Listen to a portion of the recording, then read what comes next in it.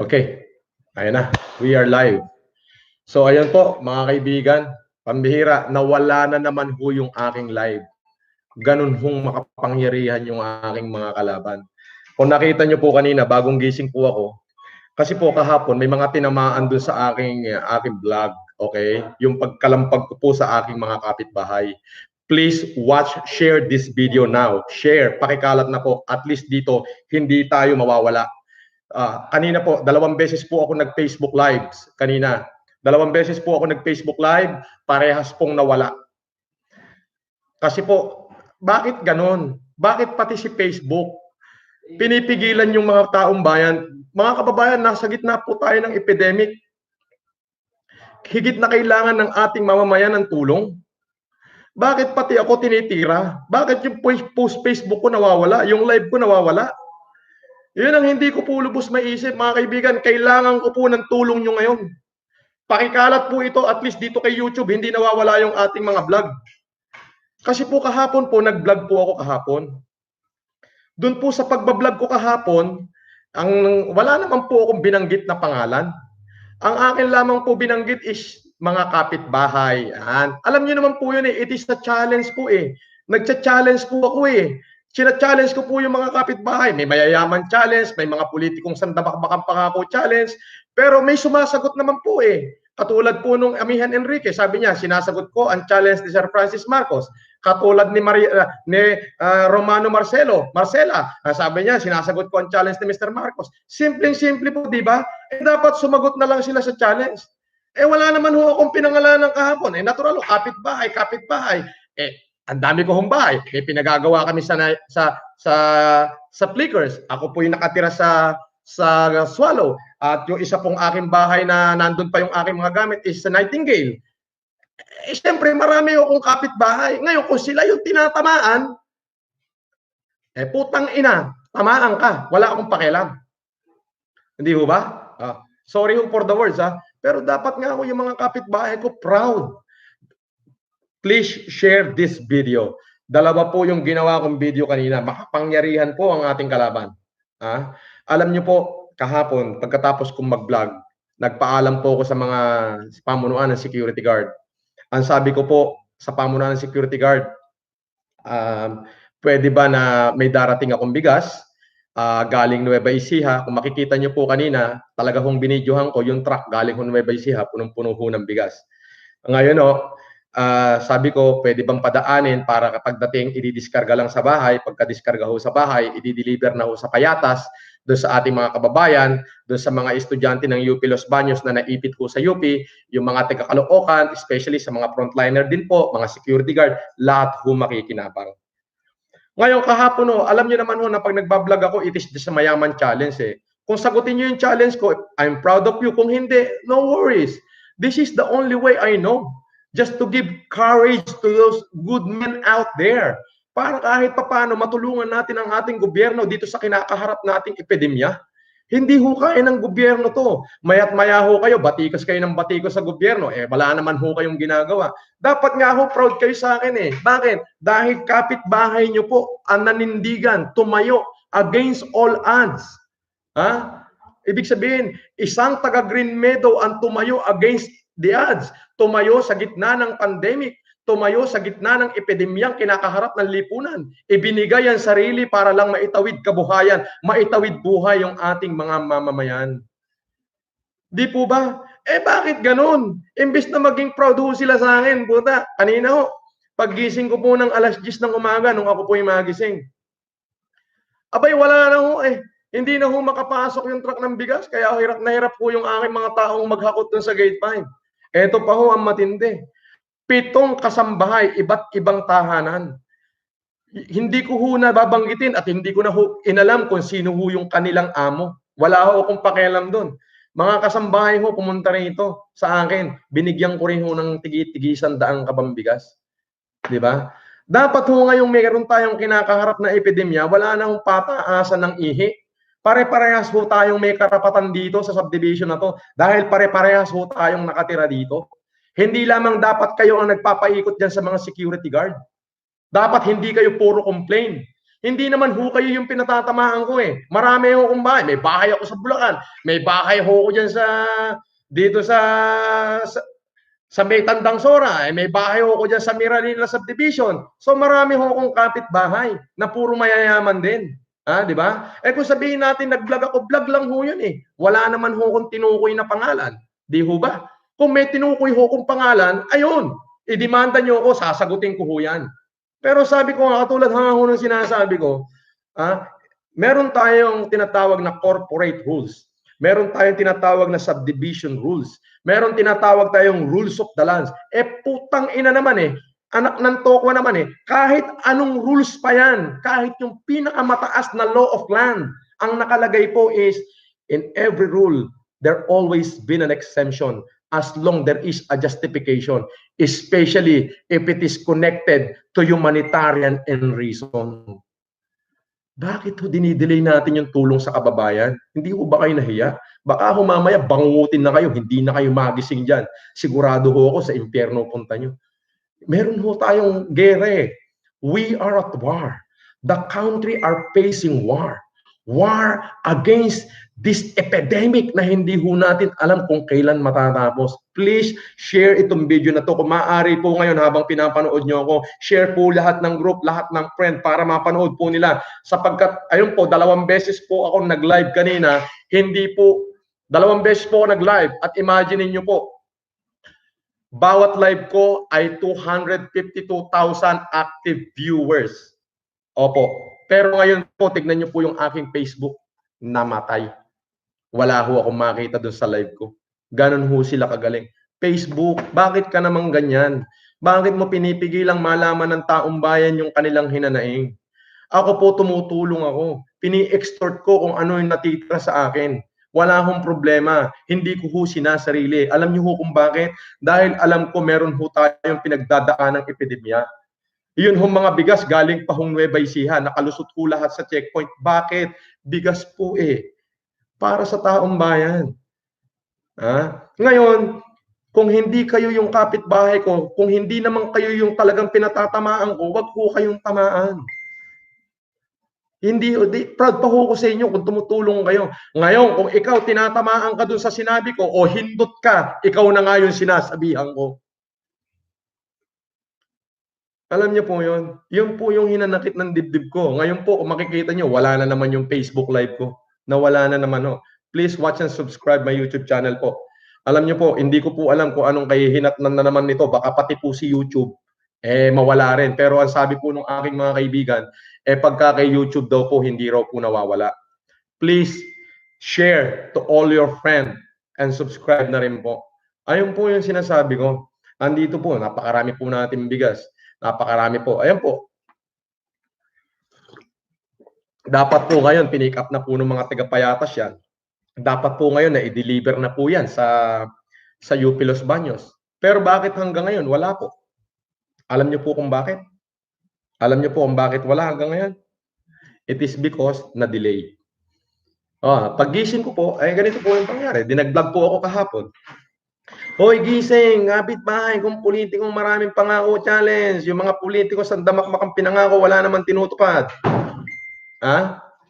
Yun ho yung nangyari. Yung politiko, ang dami ng pangako. Ang pinatatamaan ko is puro kapitbahay lang. Kapitbahay. Hi, Bernadette. Andito po yung aking manager ng bangko, si Bernadette. Manager ng Union Bank. Okay? So, ito po, gusto ko pong pasalamatan yung may-ari ng World Balance, yung aking kaibigan, si Bernard Chong. Tumulong po yan. Okay po? Gusto ko rin pasalamatan yung aking kaibigan na si Neil Arce. Tumulong po yan. Alam niyo po, ito po kasi challenge lang eh. Bakit kayo napipikon? Ibig sabihin, supot kayo. Ngayon, kung wala na kayong maidadagdag na mabuti, bakit nyo pa pinipigilan yung para sa tao? Hindi ba kayo nahiya sa mga balat nyo? Konting hiya naman po. Konting hiya naman. Dapat matuto po kayong mahiya. Unang-una, meron po tayong kinakaharap na epidemic eh. Meron po tayong kinakaharap na epidemya. Bakit nyo ho pinipigilan? Di ho ba? Unang live ko, nakita ng buong mundo. Bernadette, First live ko, 190,000 yung active na nag-view. Active ka? Alban, laki, no? Biglang nawala. Nag-live ulit ako. 252,000 na yung active viewers. Naka-hold na naman. So ngayon, ito po, advice nila, sa YouTube ka na lang mag-live para hindi na mawala. Mga kababayan, yung pong inyong share, please share this live. Please, pakikalat po. Para makita pa rin ng taong bayan kung ano yung talagang nangyayari. Alam nyo, mga kababayan, mga kapitbahay, dapat proud kayo sa akin. Unang-una, hindi ho kayo yung pinatitira ko eh. Pinatatamaan ko. It's just the word kapitbahay. Wala akong pangalan yun. Ngayon, kung hindi ikaw yung bakit ka tatamaan? Ngayon, kung tinatamaan ka, ikaw nga yung hindot ka. Ang kapal ng apog mo, ang kapal ng mukha mo na mag-complain sa akin, hindi ko alam, baka yung 7 katulong na pumunta rito na binigyan ko ng tig-1 kabang bigas, katulong mo pa. Mahiya ka. Hindi lang ikaw ang may karapatan dito. Dapat maging proud kayo sa akin. Bakit? A resident from Green Meadow, a simple man. Hindi nyo ba alam kung ilang milyong Pilipino nanonood sa akin ngayon? They hate you. Hate nila kayo ngayon. Bakit ganon? Pag mayaman, walang problema. Pag sa mahirap, may problema. Anong klaseng tao kayo? Baka mamaya, gunawin kayo ni Lord. Baka mamaya, sa pagtulog nyo, pakungutin na kayo. Atakihin kayo dyan. Sigurado sa impyerno punta nyo. Di ba?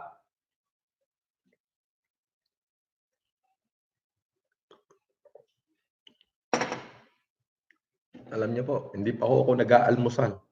Pangalawang inom ko ho ng coffee yan. Shout out po sa 340,000 viewers. 34,000 viewers. Hindi ko alam. Basta shout out ho sa inyong lahat. Huwag ho kayo magsawang i-share to. Ako po'y maninindigan para sa inyo. I-share ko to kay Facebook. Nakaka-share kay Facebook. Kaya si Facebook, i-share nyo ng i-share. Pwede ho kayong mag-out muna habang pinapanood nyo ako. Tapos please share to all your friends and tell them to share. Pakalatin ho, katulad nung nangyari kanina. Para magkagulo na ho sila. Para ho malaman nila na itong aking ginagawa ay para sa taong bayan. Binabati ko po si Elizabeth Lopez de Leon, yung pong anak ni General de Leon, yung aking pong administrator ng isa sa mga kumpanya ko. Siya po ang nag-facilitate ng bigas ko galing Nueva Ecija. Ito po mga kababayan, kung makikita nyo po rito. Yan, laptop na po ang gamit ko. Kasi po naghang na po yung aking naghang na po. Ayan, nawala naman po, kaya ito po yung ko kung makikita nyo. Po yung nakabigas. Oh, nawala na naman. Oh, ayan po yung kung makikita nyo po, may hinahakot pa ho. Tuloy-tuloy. Bakit ho na-delay? Na-delay ho. Bakit ho na-delay? Dahil ho sa kanila. Ayan po. Medyo na-delay ho yung pagbibigay. Nawala ho yung signal kasi nandito ho sa loob yung internet. Pasensya na po kayo. Please share this video. Please. I-share nyo po. Pero isa ho yung masasabi ko. Ulitin ko po. I'm not against to the people, to those good men out there. I'm just trying to awaken the hero inherent to every man and woman. We are battling the most hardest battle in the history of mankind. And only for the evil to succeed or for the evil to go triumph is for those good men to do nothing. Kaya ako po yung ginagawa is to give courage to those good men to come out and to help. Huwag po nating iasa lahat sa government. Labas po kayo, tumulong po kayo. Kailangan po kayo ng ating mga mamamayan. Huwag nyo na ho kong kontrahin. Huwag na ho sanang tapakan yung ego nyo. Ego nyo ho yan eh. Dapat ho maging proud kayo sa akin. Why? Because meron ho kayong kapitbahay na against the odds sa gitna ng epidemya lumabas. Tinulungan yung ating mga mamamayan. Uulitin ko ho, hindi ko ho kayo china-challenge na gayahin nyo ko. Ngayon, ika nga ho, kung hindi na kayo makakatulong, sana wag na kayong magbigay ng problema. Yung sasabihin nyo na nilagay ko sa panganibang ating subdivision, katarantaduhan nyo yan. Wala hong katotohanan yan.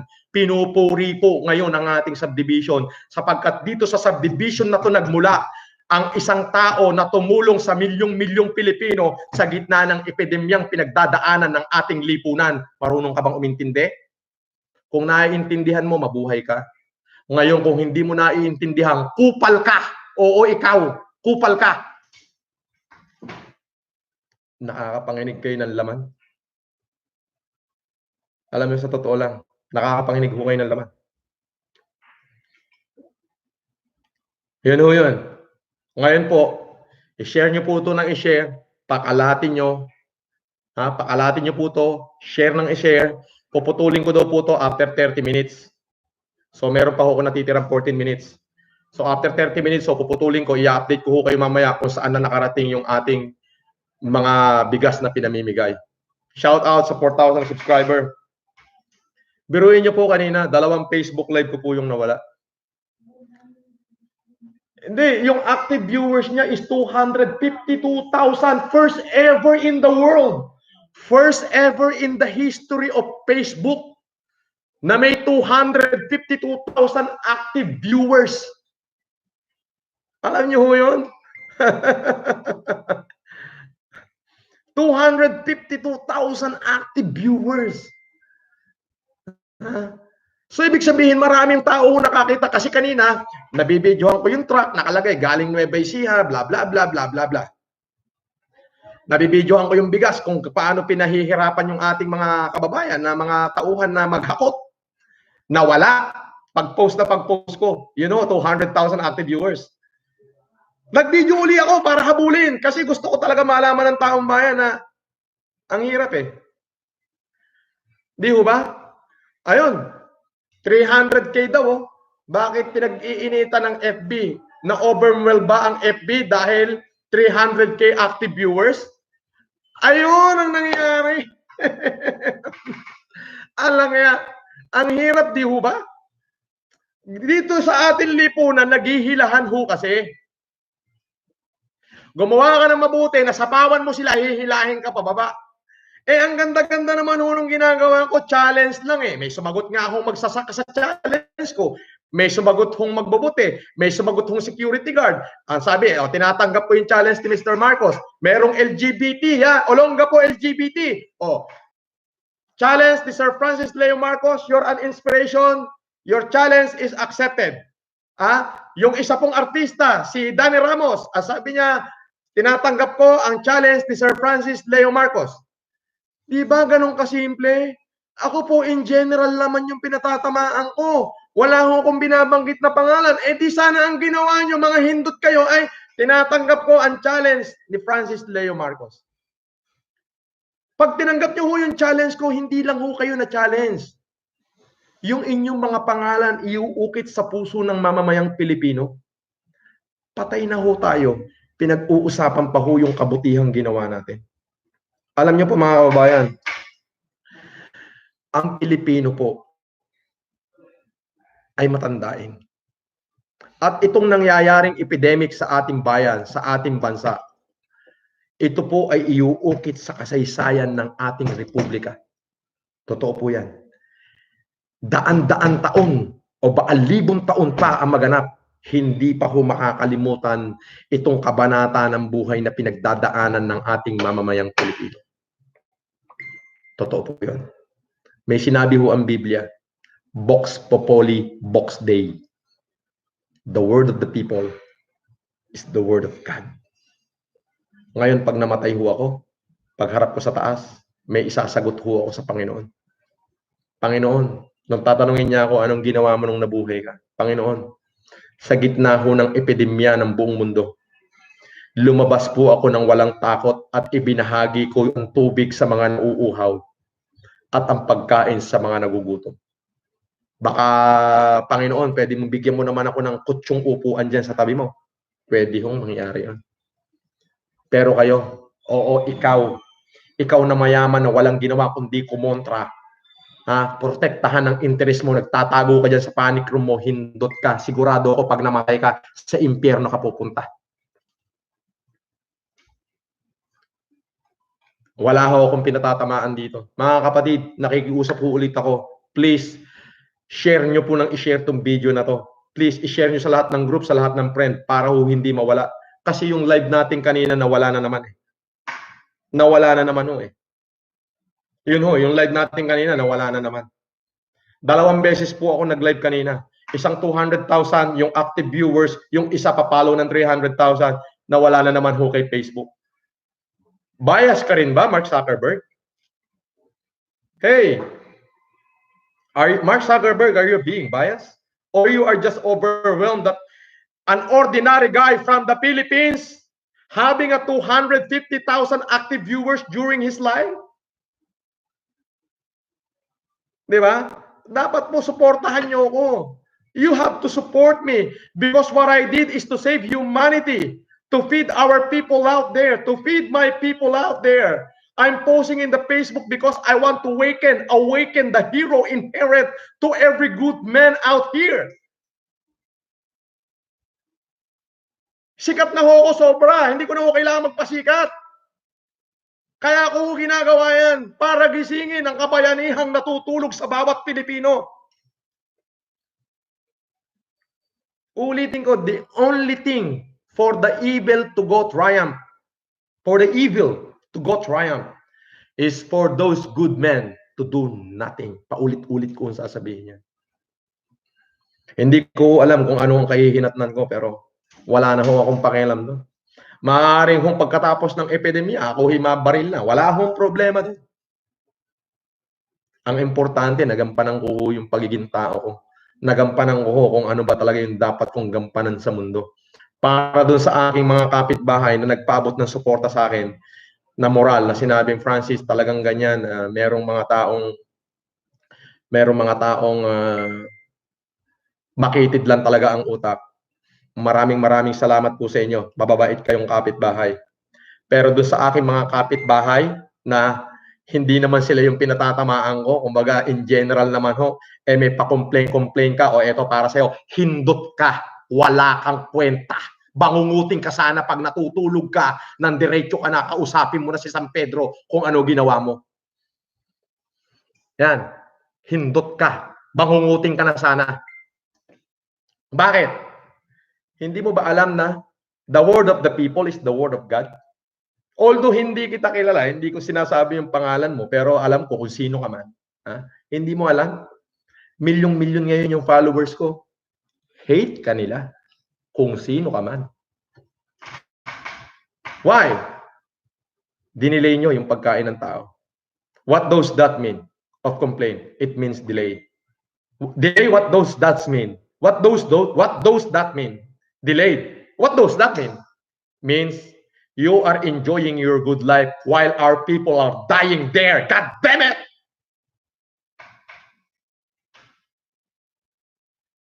Di ba? Complain means delay. Delay, what does that mean?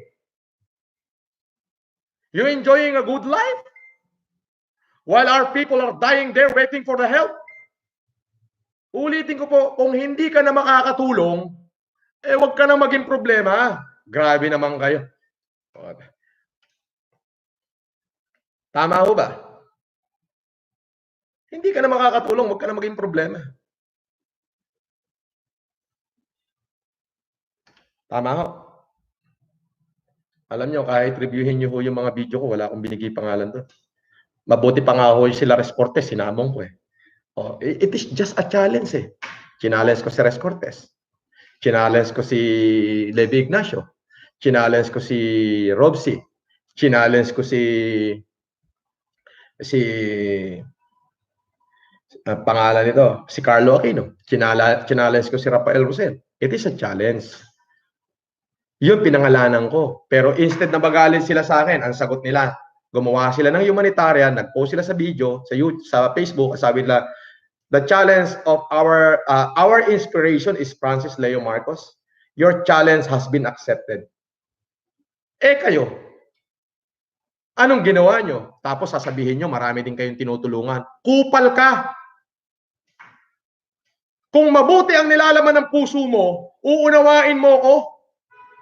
Ang gagawin mo na lang, Mr. Marcos, your challenge has been accepted. Papalakpakan kita, ipopost pa kita, pupuriin ka ng milyong-milyong Pilipino. Eh hindi eh. Hindi challenge accepted eh. What you do is up to you. Kung ano yung gagawin ko, it's up to me.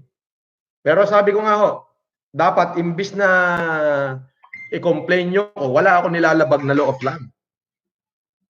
I'm just being fair. I'm just trying to give courage to those good men out there to do what I did. Ang vlog ko ho is in general words. Wala ho akong binanggit na pangalan. Challenge accepted dapat kayo. Di po ba? Pero anong ginawa nyo? So instead na tulungan nyo ako, ang ginawa nyo, kinomplain nyo pa ako. Diba? Parang nakakahiya naman ho yatang masyado yan. So yun po mga kababayan, i-update ko po kayong lahat sa mga kaganapan. Please pakikalat po ito, pakikalat po itong video na to, itong live na to, ulitin ko po para makarating po sa lahat. Yung pong mga bigas para dyan sa UP Los Baños, yung mga estudyante, magpadala po kayo ng representative dito, may makukuha ko kayong bigas sa akin. Tapos pati po dyan sa ating mga kababayan na taga-Payatas, yung 100 kabanyo, makukuha nyo na ho anytime. Hinihintay ko lang ho yun yung kapitan. Pasensya na ho kayo, medyo na delay. Hindi ko ho alam kung kailan nila pipick upin dahil nga ho nagkaroon ho ng konting problema. So yun ho. Hindi ko alam kung anong oras. Para ho, yun nga ho, sa taong bayan, maraming salamat ho sa inyong patuloy na pagsuporta sa akin. Huwag ho kayong mag-alala. Wala ho akong pakialam kahit ano na ho mangyari sa akin.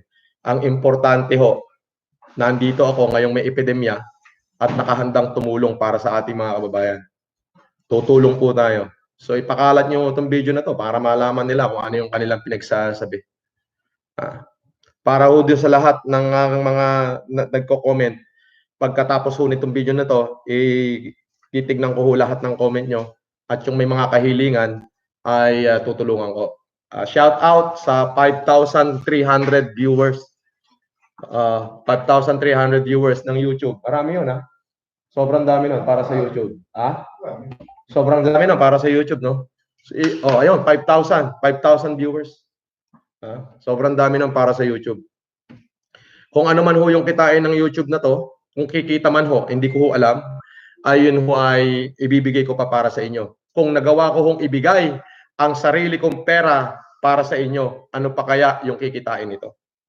So yun po, lahat ho ng mga nagko-comment dito, lahat ho ng mga nagko-comment, babasahin ko po lahat ng comment, ay yung mga request nyo po, at pipilitin ko pong tugunan. Once again, sa pamunuan ng Green Meadows, what my blog is general. Ngayon, kung kayo po ay mabuti, marami pong nagparating sa akin dito na suporta, marami pong nag-miss call, maraming bumati, maraming tumulong, dapat ho proud kayo sa akin. Alam niyo pa kung bakit? Kasi po, ang sabi na ng mga taong bayan dito, milyon na ho yung nagko-comment. Hindi ho 100, di 200, di 100,000, millions po.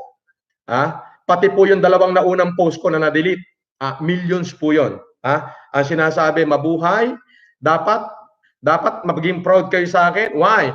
Because dito sa gitna ng epidemic, may isa kayong kapitbahay na lumabas against the odds just to help our people to ease their miseries and agony. Yun po.